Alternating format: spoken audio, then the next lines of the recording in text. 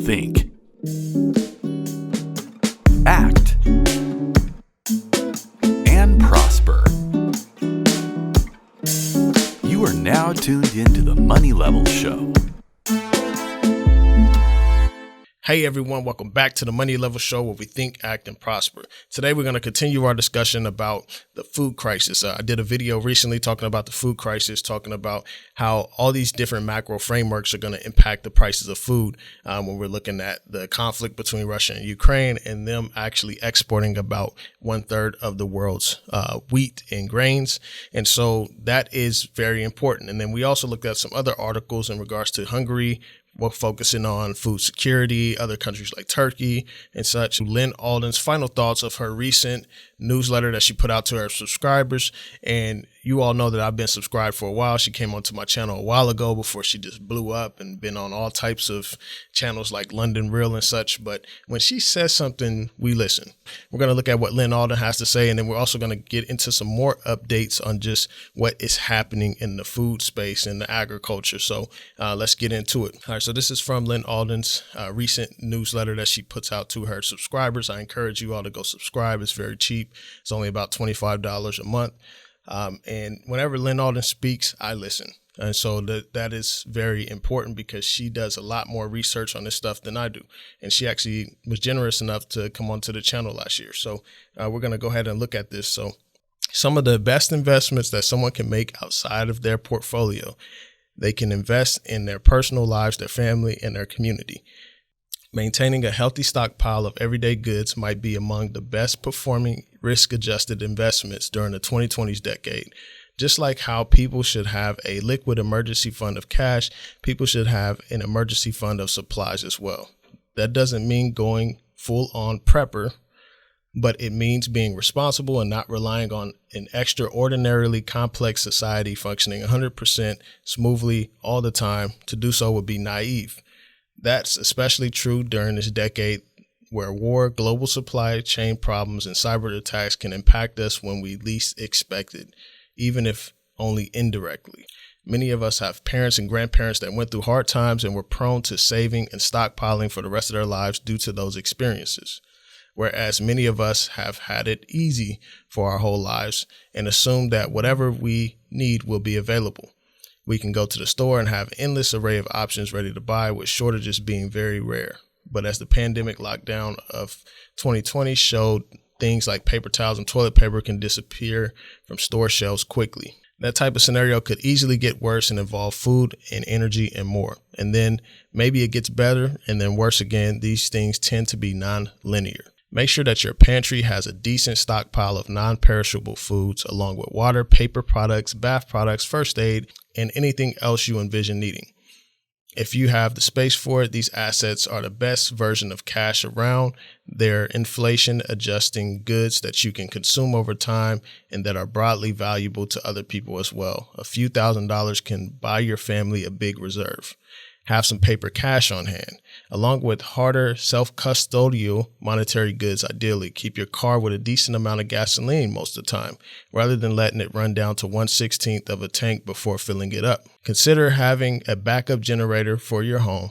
At the very least, have a small $25 phone/laptop chargers that can store several phone batteries worth of electricity and maintain their charge for months if unused. The supply chain system is not built for everyone deciding to hoard at once and not based on the possibility of disruptions occurring ever, which is the problem. The global system is very fragile, based on lean manufacturing and just-in-time delivery with low inventories to maximize returns on invested capital. It assumes persistent global harmony and lack of war and other severe geopolitical problems. To counteract this, it's good practice for households to be mild hoarders all the time, meaning that they have a reasonable stockpile at their home for things they need, rather than rushing out all at the same time to buy things and finding the shelves empty. Pretend you're a family in the 1940s. It couldn't hurt. In a good scenario, this practice of reasonable stockpiling could end up being unimportant, and yet still would likely be a better investment than cash when considering inflation levels and interest rates over the next several years. Are paper towels and sardine cans going to get cheaper? Probably not. right? So it's probably better than cash in a bank yielding near zero. In a bad scenario, this practice could be critical, keeping your family safe and comfortable during challenging periods. Now, to get some context, in the year that I've been following Lyn Alden, she has never put out anything like this at the end of her final notes. So let's go ahead and look at some of the things that are developing around the world that just really supports what she's saying and how we should be prepared for the worst. Let's jump into this. So one thing, so Iraq recently came out and they said that they are going to allocate $100 million to urgently purchase wheat and create a strategic reserve by importing 3 million tons of the grain. The commerce minister said in a statement on Monday, the ministry has a plan to achieve food security for citizens and to address the global rise in food prices due to the recent crisis between Russia and Ukraine. So we're starting to see more and more countries get on board with this because they can see how this will likely play out. So this is very important. Iraq saying that they're going to focus on food security. We have other countries doing that. China comes out. So we got China. China says China's President Xi reiterates grain security urges for domestic dominance. China's President Xi Jinping said on Sunday that the country must ensure grain security and reliance on a domestic market to maintain production.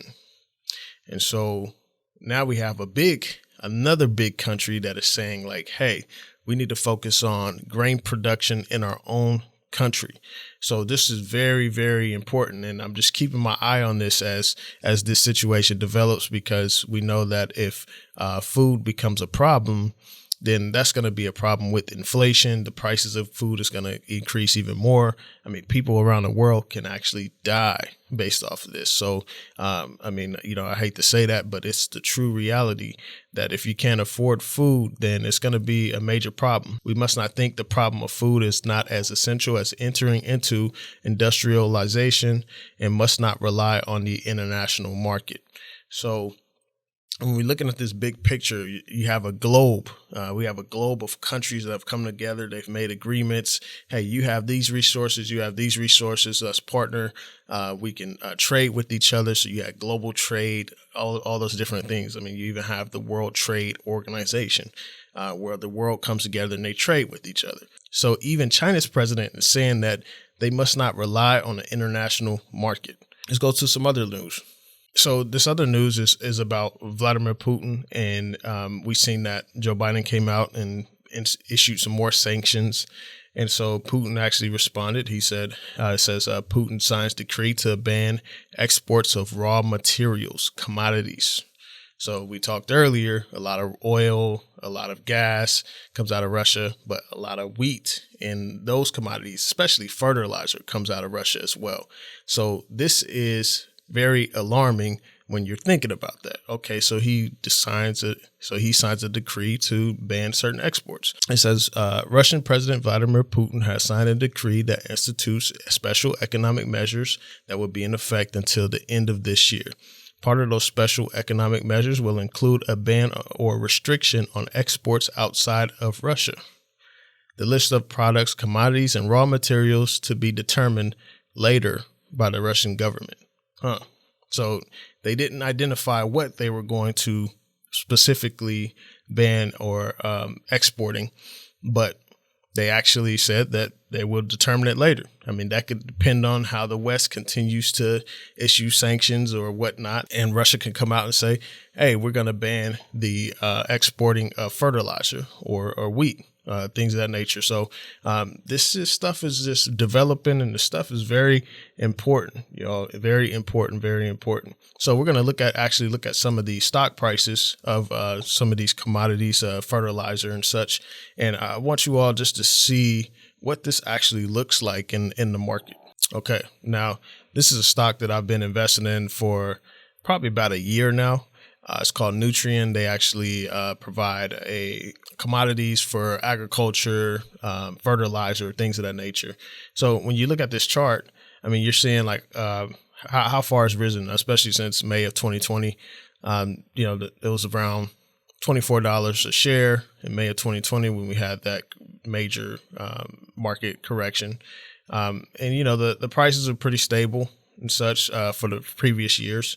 And now you look at this, you know, it's been on an uptick for a while, and you see this major spike up, which it hit about $101 a share.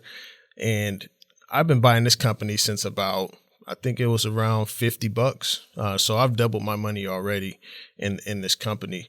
And I expect the prices to go higher, but this is one way that I've been making this play based off of just the agriculture side of things and just the macro picture of everything. So let's look at another company.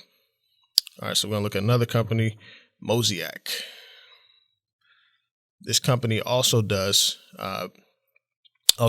exporting of fertilizer and such. So you can see, you know, over the past year, this company's just been on the rise. I mean, March of 2020, the company hit $6.82. It's been on an uptick, you know, it had a few corrections along the way.